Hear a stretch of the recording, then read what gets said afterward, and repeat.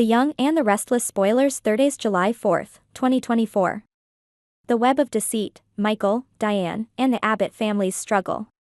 The drama in Genoa City was reaching a fever pitch. Michael Baldwin, once a loyal ally to Victor Newman, found himself cast aside by the very man he had long served. With his allegiance now free, Michael stumbled upon a devastating realization: Kyle Abbott was being manipulated by Victor to undermine his own family. Victor's ruthless plan to use Kyle as a pawn in his vendetta against Jack Abbott and Jabot was in full swing. Michael, driven by a sense of justice and perhaps a tinge of revenge, decided to intervene. He arranged a meeting with Diane Jenkins, Kyle's mother, at a quiet corner of Crimson Lights. Diane arrived, her face etched with worry. "Michael, what's going on?" Diane asked, her voice trembling. Michael leaned forward, his expression serious. "Diane, I've discovered something troubling. Victor is using Kyle to get to Jack. He's feeding Kyle's ambitions and insecurities, all to weaken Jabot from within." Diane's eyes widened in horror. "Why are you telling me this? You were always so close to Victor." Michael sighed. "Victor fired me. I have no loyalty to him anymore. And this isn't about him or me, it's about saving Kyle from a trap. He's in over his head, and if we don't act, he could destroy his future and his relationship with Jack." Diane's face paled as she processed the information. "What do we do? How do we pull Kyle out of this?" Michael's voice was firm. "We need to make Kyle see Victor's true intentions. But we have to be careful. Victor is cunning, and he won't let go easily." Meanwhile, the Abbott mansion was a hive of activity. Cole had meticulously planned a family dinner, hoping to bring some normalcy back into their chaotic lives. However, Claire, his daughter, had other plans. She had a date with Kyle, and she was determined to go.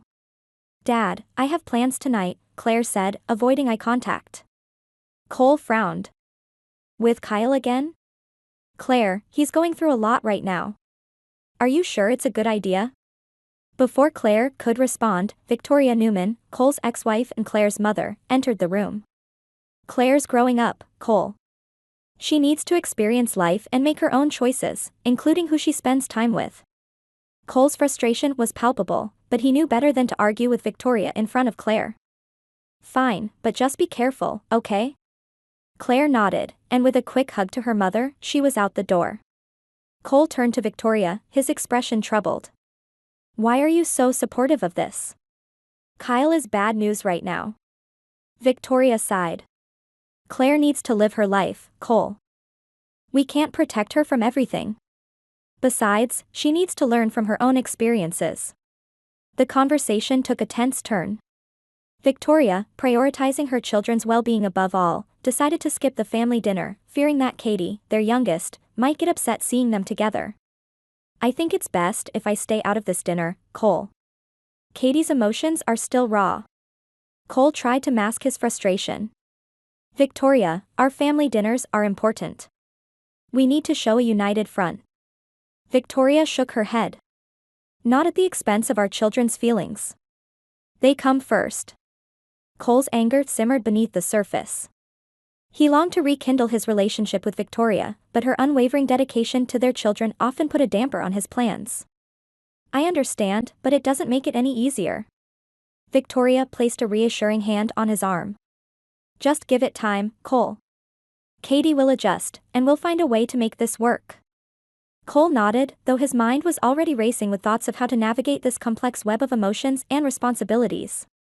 He hoped that once Katie was back in school, he could focus on winning Victoria's heart again. As the evening wore on, Claire and Kyle's date took an unexpected turn. Sitting at an intimate corner table at Society, Kyle couldn't shake the words his father had said. The sting of Jack's slap still lingered, a painful reminder of their fractured relationship. "Are you okay?" Claire asked, noticing his distracted demeanor. Kyle forced a smile. "Just a lot on my mind." Claire reached out, touching his hand gently. "You know, you can talk to me about anything. I'm here for you." Kyle looked into her eyes, finding a momentary solace in her presence. "Thanks, Claire. That means a lot." Back at the Abbott mansion, Jack was restless. His mind replayed the argument with Kyle, the anger, the slap. He knew he had to make things right, but he didn't know how.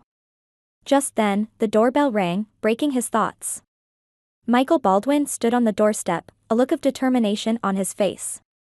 "Jack, we need to talk. It's about Kyle and Victor." Michael wasted no time. "Victor is using Kyle to destroy Jabot. We need to act fast to save him from this mess."